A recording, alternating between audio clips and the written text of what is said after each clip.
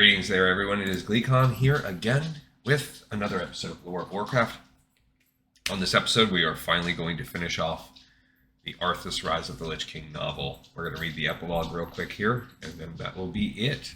On our last episode, Arthas finally beat back Illidan and Kael'thas and made it to the Lich King and freed him from the frozen prison, and their souls, or whatever, their spirits, were fused together and became one. So Ner'zhul and Arthas are cohabiting this body as the Lich King. Stay a while and listen as we read Epilogue of the Lich King. The blue and white world blurred in Arthas' dream vision. The cold, pure colors shifted, changed to the warm hues of wood and fire and torchlight. He had done as he said he would. He had remembered his life, all that had gone before, and had again walked the path that had taken him to the seat of the frozen throne in this deep, deep dreaming state. But the dream was not over, it would seem. He again sat at the head of the long, beautifully carved table that took up most of this illusionary great hall. And the two who had such an interest in his dream were still there, watching him. The orc on his left, elderly but still powerful, searched his face and then began to smile, the gesture stretching the image of the white skull painted on his face. And on his right, the boy, the emaciated, sickly boy, looked even worse than Arthas remembered him looking when he had entered the dream of remembrance. The boy licked cracked, pale lips and drew breath as if to speak, but it was the orc whose words shattered the stillness first. "There is so much more," he promised. Images crowded Arthas' mind, interweaving and lying atop one another into glimpses of the future and past, entangled. An army of humans on horseback carrying the flag of Stormwind, fighting alongside, not against, a horde raiding party mounted atop snarling wolves. They were allies attacking the Scourge together. The scene shifted, changed. Now the humans and orcs were attacking one another and the undead, some crying out orders and fighting with minds that were clearly their own. Were standing shoulder to shoulder with the orcs, strange-looking bullmen and trolls. Quel'Thalas, undamaged? No, there was the scar he and his army had left, but the city was being rebuilt. Faster now the images poured into his mind, dizzying, chaotic, disordered. It was impossible to tell the past from the future now. Another image, that of skeletal dragons raining destruction down on a city Arthas had never seen before. A hot, dry place crowded with orcs, and yes, it was Stormwind itself that was now coming under attack from the undead dragons. Nerubians, no, not Nerubians, not Nubarak's people, but kin to them, yes, a desert race these were. Their servants were mammoth creatures with the heads of dogs, golems made of obsidian who strode across the shining yellow sands. A symbol appeared, one Arthas knew. The L of Lordaeron, impaled by a sword but depicted in red, not blue. The symbol changed, became a red flame on a white background. The flame seemed to spark to a life of its own and engulfed the background, burning it away to reveal the silvery waters of a vast expanse of water. A sea. Something was roiling just beneath the ocean's surface. The hitherto smooth surface began to churn wildly, seething as if from a storm, although the day was clear. A horrible sound that Arthas only dimly recognized as laughter assaulted his ears, along with the screaming of a world wrenched from its proper place, hauled upward to face the light of day it had not seen in uncounted centuries. Green. All was green, shadowy, and nightmarish, grotesque images dancing at the corner of Arthas' mind, only to dart away before they could be firmly grasped. There was a brief glimpse, gone now. Antlers? A deer? A man? It was hard to tell. Hope hung about the figure, but there were forces bent on destroying it. The mountains themselves came to life, taking giant strides, crushing everything luckless enough to cross their paths. With each mammoth footfall, the world seemed to tremble and shake. Frostmourne. This at least he knew, and intimately. The sword whirled end over end as if Arthas had tossed it into the air. A second sword rose to meet it, long, inelegant but powerful, with the symbol of a skull embedded in its fearsome blade.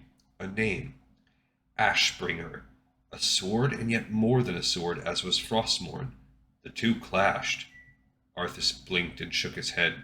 The visions, tumbled, chaotic, heartening, and disturbing, were gone. The orc chuckled, the painted skull on his face stretching with the gesture. He had once been named Ner'zhul, had once had the gift of true visioning. Arthas did not doubt that all he had seen, though imperfectly understood, would indeed come to pass.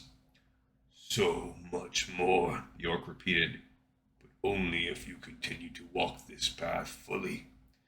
Slowly the Death Knight turned his white head to the boy.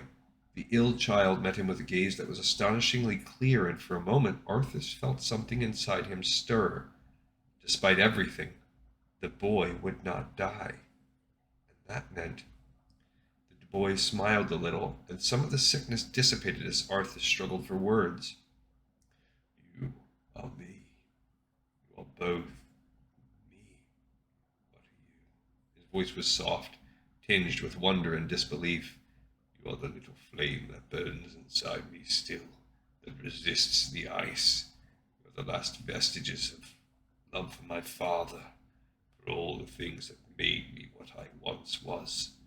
Somehow Frostmourne didn't take it all. I tried to turn away from you, and I couldn't. I can't. The boy's sea-green eyes brightened, and he gave his other self a tremulous smile. His color improved, and before Arthas's eyes some of the pustules on his skin disappeared.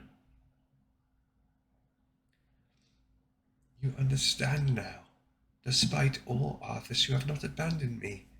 Tears of hope stood in those eyes, and his voice, though stronger now than it had been, quavered with emotion. There must be a reason. Arthas Menethil, much harm have you done, but there is goodness in you yet.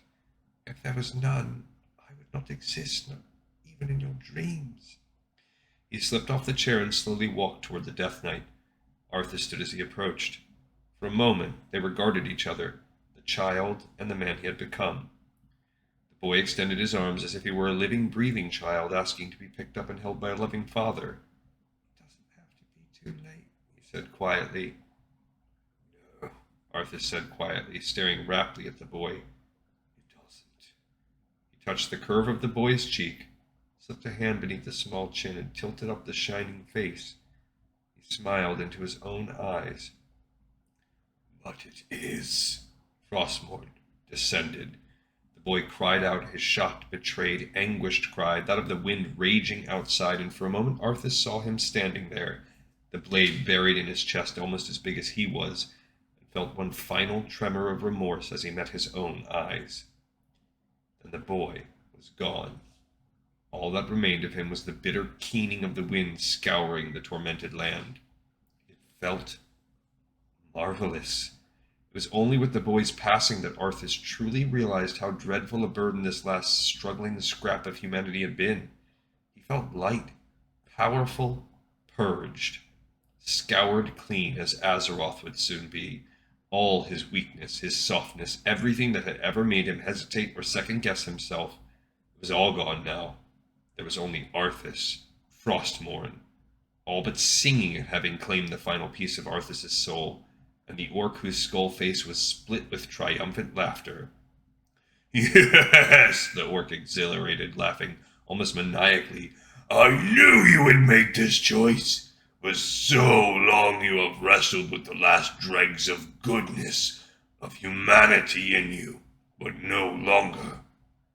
The boy held you back, and now you are free.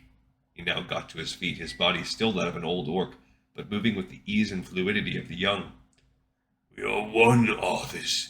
Together we are the Lich King. No more Ner'zhul, no more Arthas. Only this one glorious being. With my knowledge we can... His eyes bulged as the sword impaled him. Arthas stepped forward, plunging the glittering, hungering Frostmourne ever deeper into the dream being that had once been Ner'zhul, then the Lich King, and was soon to be nothing. Nothing at all. He slipped his other arm around the body, pressing his lips so close to the green ear that the gesture was almost intimate, as intimate as the act of taking a life always was and always would be. No, Arthas whispered. No, no one tells me what to do. I've got everything I need from you. Now the power is mine, and mine alone. Now there is only I. I am the Lich King, and I am ready. The orc shuddered in his arms, stunned by the betrayal, and vanished. The teacup shattered as it fell from Jaina's suddenly nerveless hands. She gasped momentarily, unable to breathe, the cold of the damp gray day knifing through her. Aegwyn was there, her gnarled hands closing on Jaina's. Aegwyn, what happened? Her voice was thick, anguished, and tears suddenly filled her eyes as if she was grieving terribly for the loss of something. It's not your imagination, Aegwyn said grimly. I felt it too. As for what? I'm sure we'll find out. Sylvanas started as if the mammoth demon in front of her had struck her, which of course he would never dare do. Amathras narrowed his glowing eyes. My lady, what is it? Him. It was always him. Sylvanas' gloved hands clenched and unclenched. Something has happened. Something to do with the Lich King. I felt it. There was no longer a link between them, at least not one in which she was under his control, but perhaps something lingered, something that warned her. We need to step up our plans, she told Varamathras. I believe that time has suddenly become a precious commodity. That was in our other book, too. For so long he had felt nothing. He had stayed on the throne, immobile, waiting, dreaming. The ice had come to cover him as he sat still as stone, but not as a prison. No, a second skin. He had not known then what he was waiting for, but now he did. He had taken the final steps on a journey begun so long ago, begun the day that darkness had first brushed his world in the form of a weeping young Stormwind prince mourning his father. The path had led across Azeroth to Northrend, to this frozen throne and open sky, to the searching of this deepest self, and the choices to murder both the innocent that held him back and the parts of himself that had shaped him. Arthas, the Lich King, alone in his power and glory, slowly opened his eyes.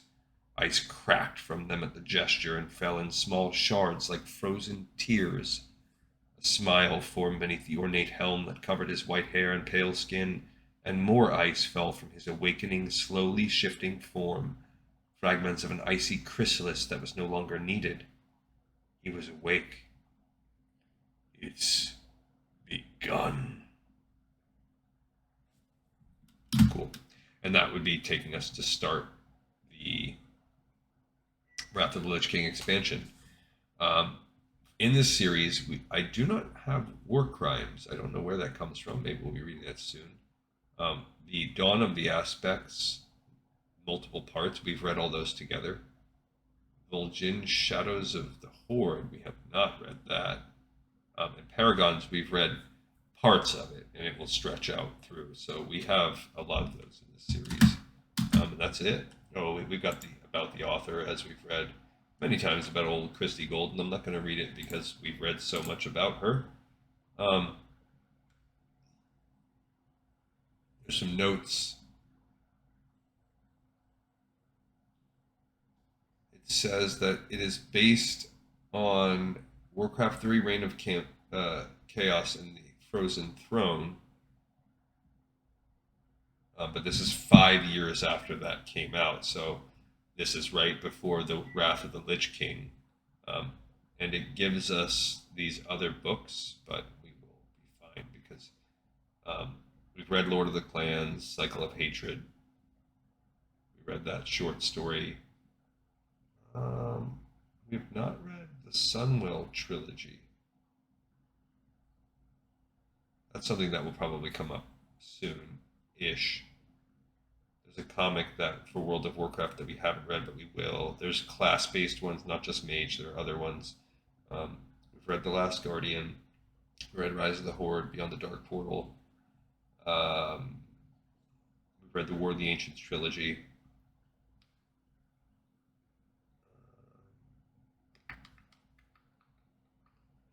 The Ashbringer comic we read, of Blood and Honor, we read that short story. A lot of these are just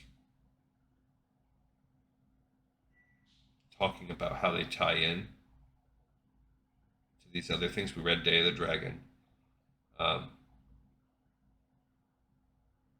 just talks about playing World of Warcraft in the Wrath of the Lich King expansion that came out after. So,